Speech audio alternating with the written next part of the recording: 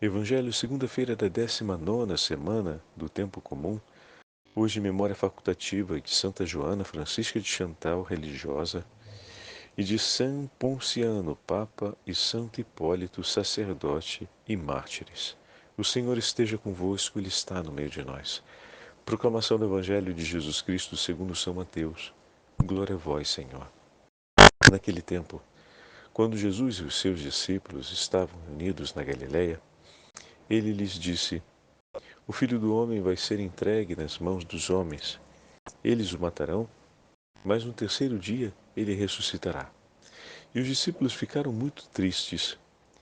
Quando chegaram a Cafarnaum, os cobradores de impostos do templo aproximaram-se de Pedro e perguntaram: O vosso mestre não paga o imposto do templo? Pedro respondeu: Sim, paga. Ao entrar em casa, Jesus adiantou-se e perguntou: Simão, que te parece? Os reis da terra cobram impostos ou taxas de quem? Dos filhos ou dos estranhos? Pedro respondeu: Dos estranhos. Então Jesus disse: Logo os filhos são livres. Mas para não escandalizar essa gente, vai ao mar, lança o anzol e abre a boca do primeiro peixe que pescares. Ali encontrarás uma moeda. Pegue então a moeda e vai entregá-la a eles, por mim e por ti. Palavra da salvação. Glória a vós, Senhor. Segunda-feira da 19ª semana do Tempo Comum.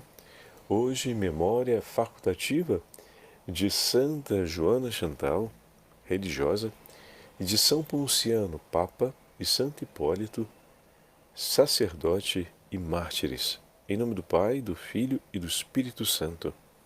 Amém. Queridos irmãos e irmãs, a Santa Liturgia nos leva para o 17º capítulo do Evangelho de São Mateus e nos apresenta também a memória facultativa desses três grandes santos: o Papa Ponciano, o sacerdote Hipólito, que foram mortos nas perseguições do 200, do ano 200, e nossa Joana Chantal, fundadora, que foi dirigida espiritual de nada mais nada menos do que São Francisco de Sales. Santa Joana Francisca fundou a Ordem da Visitação e governou com sabedoria e faleceu no ano de 1641. Sua filha mais nobre é Santa Margarida Maria Alacoque, que recebeu a revelação do Sagrado Coração de Jesus praticamente cerca de 100 anos após a fundação realizada por Santa Joana Chantal. Aqui mais uma vez vemos um testemunho de como o Senhor aproxima os corações para que possamos caminhar rumo à santidade.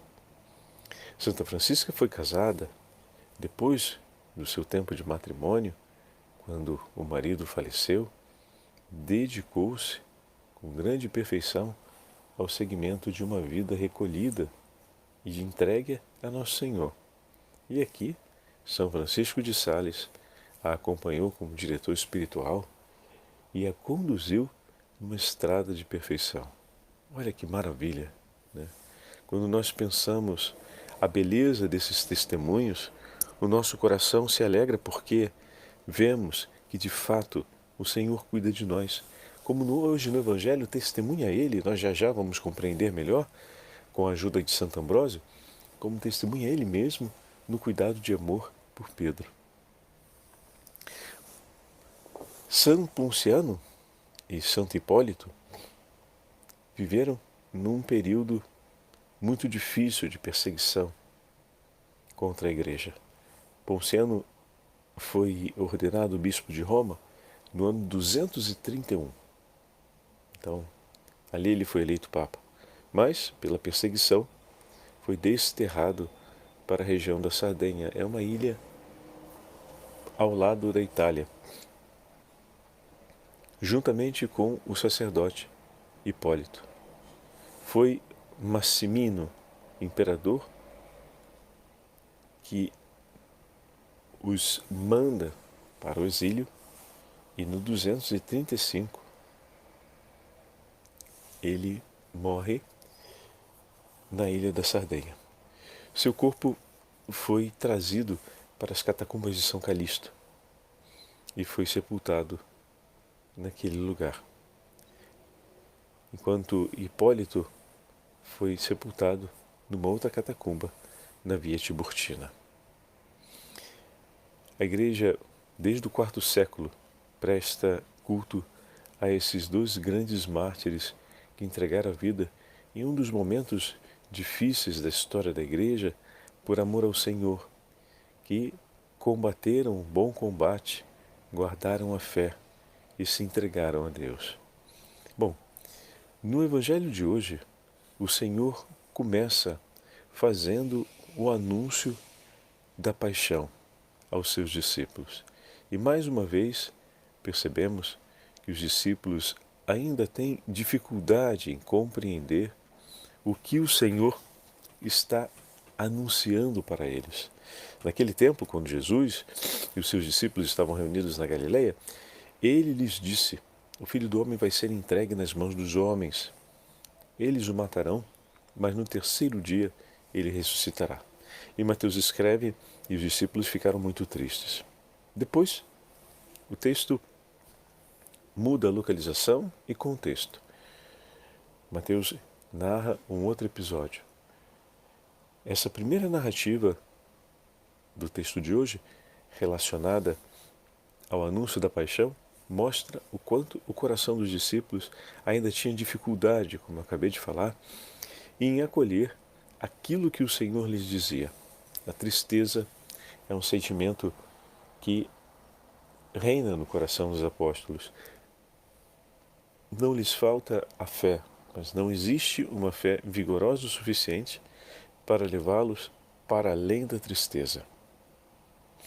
Vai escrever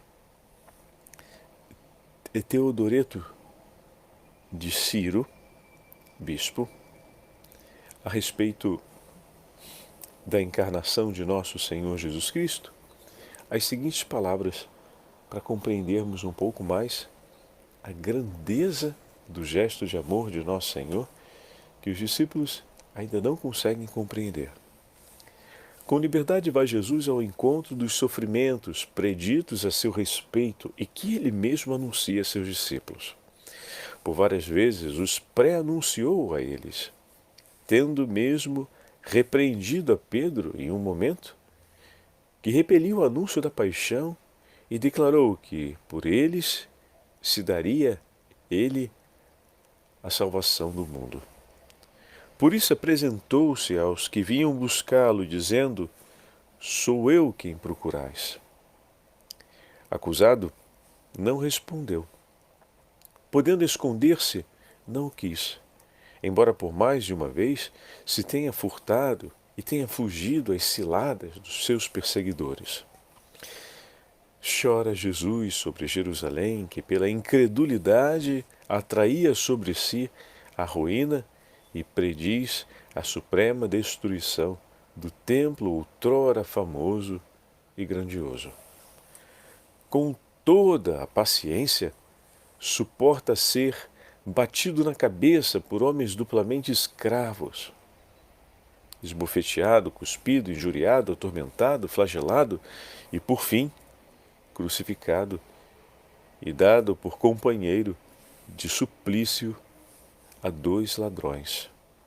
Contado entre os homicidas e celerados, bebe ele o vinagre e o fel produzidos pela má videira, coroado de espinhos em lugar de louros e cachos de uvas, escarnecido com a púrpura, batido com a cana, ferido ao lado pela lança e, enfim, levado ao sepulcro. Tudo isso sofreu enquanto operava nossa salvação. Pois aqueles que se haviam escravizado ao pecado eram devidos os castigos do pecado. Ele, porém, isento de todo o pecado, tendo cumprido toda a justiça, suportou sobre si a pena dos pecadores, destruindo, assim, por sua cruz, o antigo decreto de maldição declarado contra todos nós. Cristo, assim diz São Paulo, nos remiu da maldição da lei. Feito ele maldição por nós, porque está escrito: maldito todo aquele que pende do lenho, com a coroa de espinhos, põe fim ao castigo de Adão. Pois, após o pecado, este ouviria: maldita terra em teus trabalhos, germinarão para ti espinhos e abrolhos, que o Senhor recolheu sobre si para libertar-nos dos nossos. Com essas palavras tão lindas,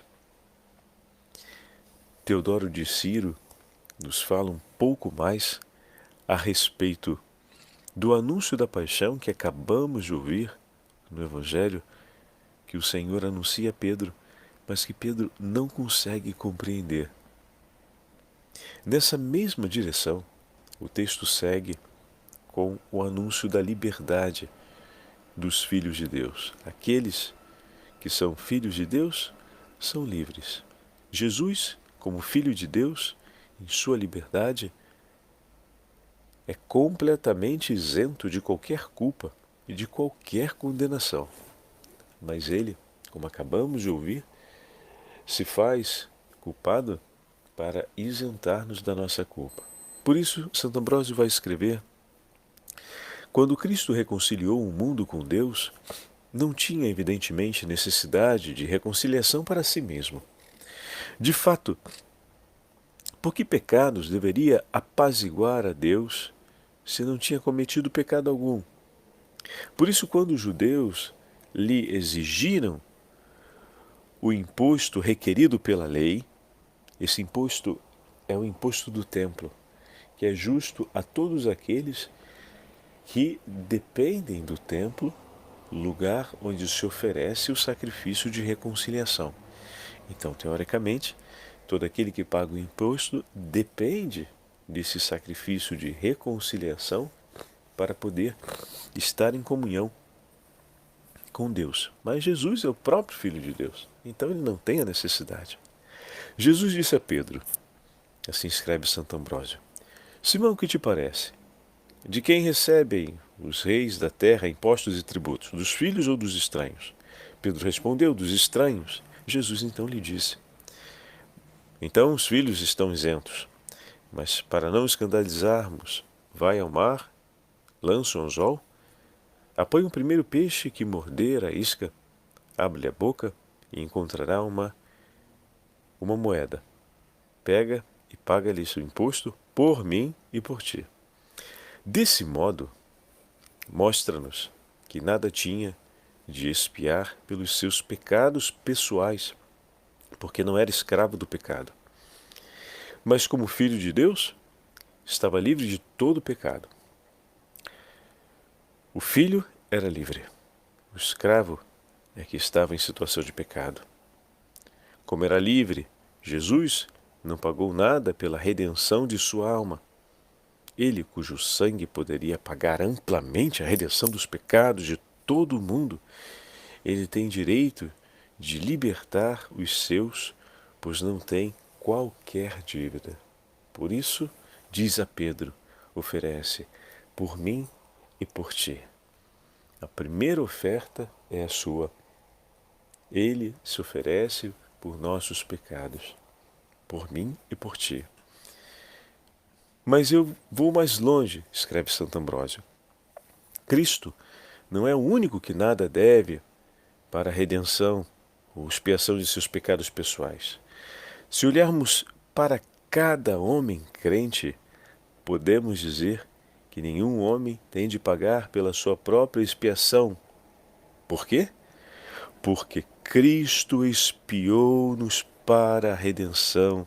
Porque Cristo expiou para a redenção de todos.